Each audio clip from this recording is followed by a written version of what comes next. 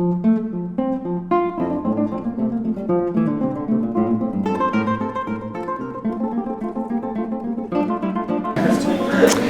right, there is no textbook for this class in philosophy.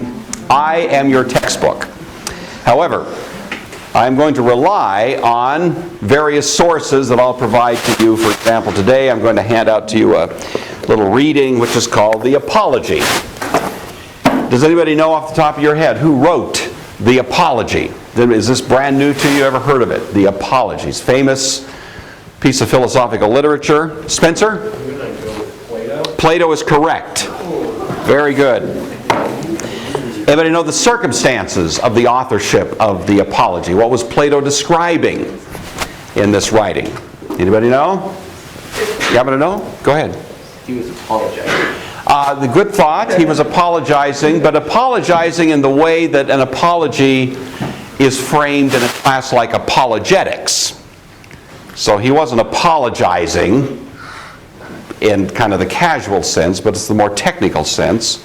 So what's going on, Nicole? Is it something to do with It only tangentially, good thought, Plato's World of the Forms is only passingly mentioned in there. Spencer, one more bite at the apple and we'll... Well, he was obviously he was defending something. Yes. He was defending his beliefs about the world. Excellent thought, good thought. Not quite, but good stab at the dark there. This is Plato really reporting for us the defense that Socrates gave when he was on trial for his life in Athens. Now you remember from Bible context, if not from elsewhere, it's only been, 4 years? The year that Socrates died, executed for crimes against the state in the city of Athens, that year was thousands of hands in the air. What is it, Josiah? What year was it?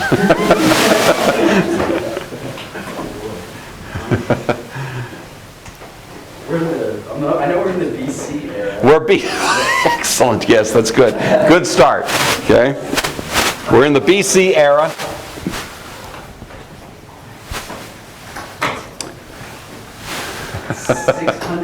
No, sorry, pal. Not even close. Anybody know? Go ahead. Yeah. I was just going to guess a random number. 451. Well, you were closer. 399. 399. And this is the defense that Socrates gave to the jury of the Athenians who was evaluating whether he should live or die. It's a classic piece in philosophical history. My point right now is not to start talking about it directly, but simply to say to you, I'm going to give you handouts like this through the years, or through the year, not years plural. And these will be your responsibility to read and digest, and when I give you tests from time to time, their content will be part of what I will check out, and we'll talk about them to some degree in class. The purpose for your binder is to keep track of these handouts. And so I will try to remember to hole punch them as I have here so they'll easily go into your binder. Hence, you don't want to just toss them in there, you know. Some students have a bad habit of just kind of cramming stuff in to their binders. And then eventually their binder looks like it was hit by a nuclear bomb, and you just don't want that to happen. So that's the deal. All right. Philosophy, philosophia. Phileo, or phile is the noun, it's a verb. Sophia means what? What's the fundamental, rudimentary etymology of the word philosophy? And it is, Ben? It's the love of wisdom. It is exactly that.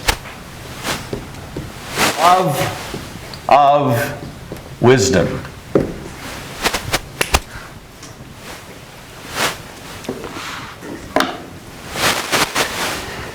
Philosophy typically is conceived of in three great branches. Okay? Three broad thematic areas. And those three areas are, the words are, first of all, ontology, O-N-T-O-L-O-G-Y.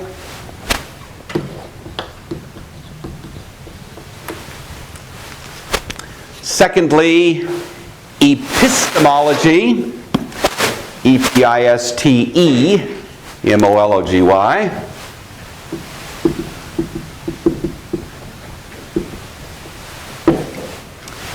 And thirdly, the word that would be less commonly used, but I like it because it rhymes. And to me, that's the main thing. And it's the word axiology.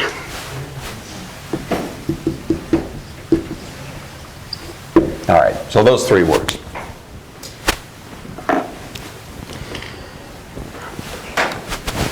What is ontology? Any idea? Jordan, do you know what ontology is? Is that a brand new word? Do you have some idea what it might refer to? Anybody? Ontology? Sydney? It's the study of being. It is, exactly. It's the study of being. Isn't that helpful? What is being? What is that? Sydney, do you have any idea? It's the study of being. What's that supposed to mean? Yes, Sydney. I always thought that's something kind of like who we are, our essence, and why we exist. Okay, well, you're on the right. Another word that's used there sometimes is essence. Who we are in our essence would be a more narrow idea. It's much broader than that, but it would be included in that. Being. What is that? Trevor, any idea? What do you think? I think you can mention something that how we came about. Not exactly. Not how we came about, although that might be implied in it. Yeah. Anybody want to take a stab at this? It's, you say the word being is pretty common, isn't it? We talk about a human being. We talk about being at the soccer game. It's a word we use all the time, isn't it? Probably multiple times a day. What is being? That's the question. What is it? What do you suppose we're studying when we're dealing with being? Or more technically, ontology. Avery, go ahead. Generally, the existence. Yes. Almost. Hang on to that, though. Avery says existence. I want to just play with that a little bit. And Megan, you had your hand in the air. I was going to say reality. Reality. That's really the idea. So for now, this is all you need to understand, is that this is the question of what is actually real. And technically, Avery, philosophy has concluded that to exist is not quite to be real. Okay? And it's an odd little thing. If you think about these two words, being, what would be the absolute opposite of being? What would we call that? The opposite of being would be? What do you think, Mr. Culberson? What would be the opposite of being?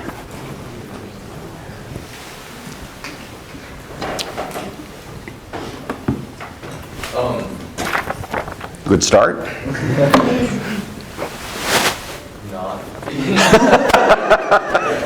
Excellent. It is. It's called non-being. And another term that's sometimes used for that is nothingness. Right? I want you to all close your eyes and try to imagine for 10 seconds nothing. I mean nothing. No space, no time, nothing. Nothing.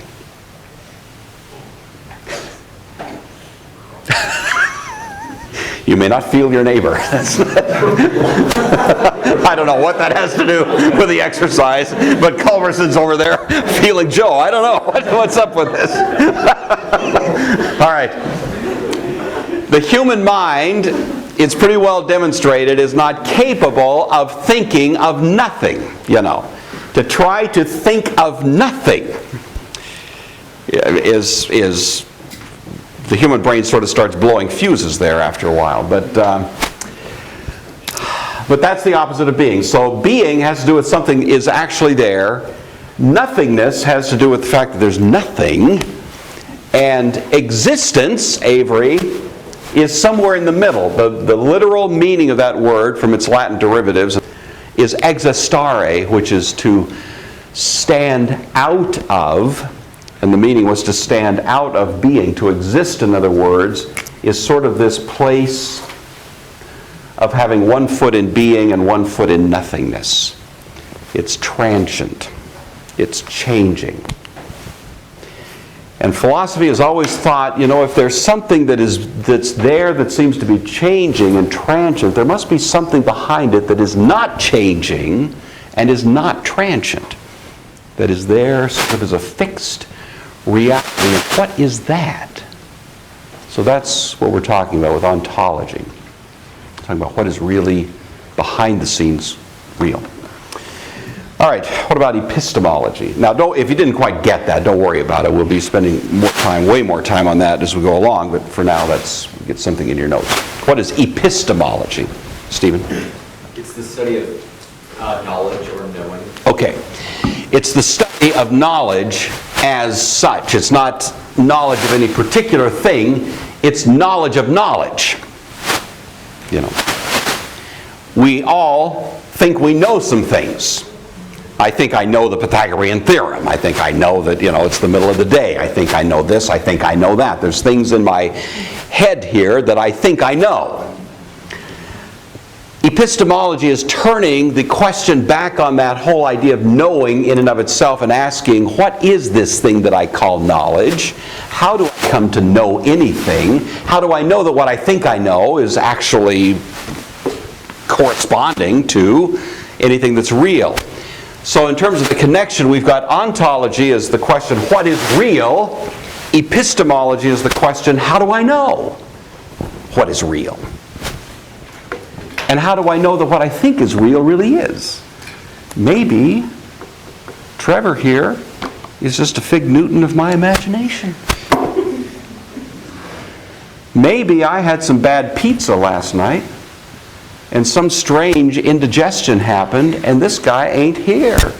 Maybe he's just a hallucination. Whoever saw the movie A Beautiful Mind? Huh? Great movie. It got me to thinking after I watched the movie.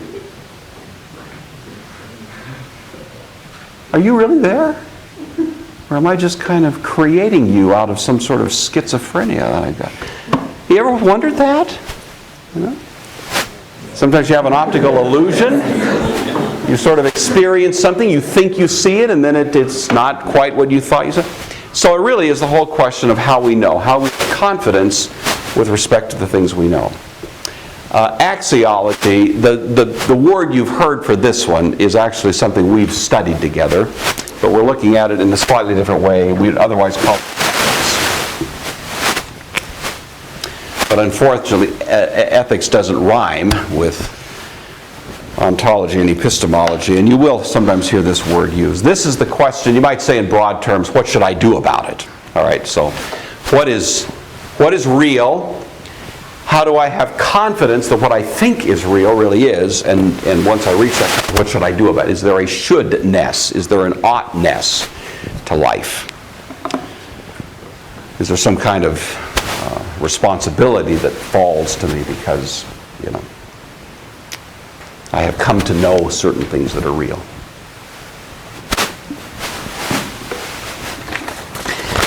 Let me just say, as we're kind of reaching the conclusion here of this first session together, I have heard from countless,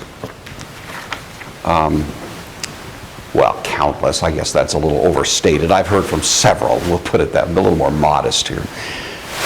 graduates who've come back and come to me privately usually and said, you know, of all the classes that I took at the Oaks, philosophy is what helped me the most. Now, I don't know, maybe they go tell every teacher that.